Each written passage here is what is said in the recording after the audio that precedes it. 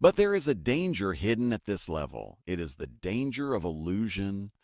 When your competence rises, the world begins responding differently to you. A recognition increases, opportunities increase, income increases, and subtly, so does ego. This is where many plateau. They confuse early mastery with final mastery, but mastery is not a peak. It is an expanding horizon.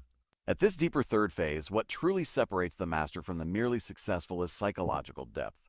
Skill alone is insufficient. You must understand yourself.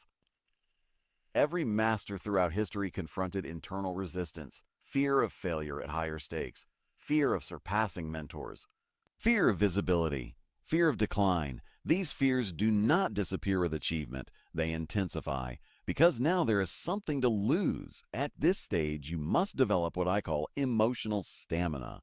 Emotional stamina allows you to operate calmly at elevated stakes. Observe elite performers, investors, generals, artists, entrepreneurs. Their defining trait is not excitement, it is composure. Composure under pressure magnifies decision quality, and decision quality determines long-term positioning. Let us examine something fundamental.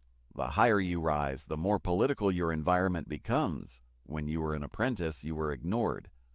When you became creative, you were tolerated. Now that you are powerful, you are observed, and observation changes dynamics. Others project onto you. They envy, they compete, they attempt alignment, they test you.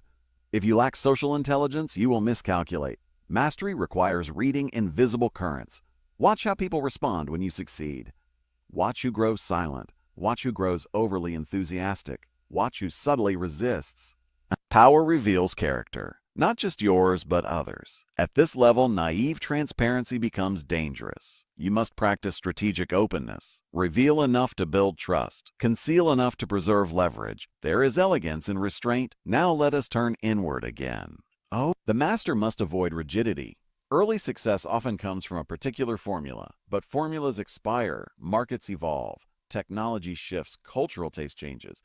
If you attach your identity to one method, you will resist adaptation, and resistance to adaptation is decay. Instead, attach your identity to principles. Principles endure. Tactics evolve. For example, value creation is a principle. The platform through which you create value will change.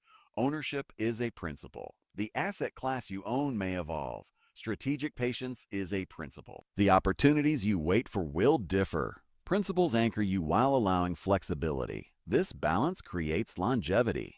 Now we must address wealth at a higher level. When you move beyond earning into influence, your financial strategy must mature.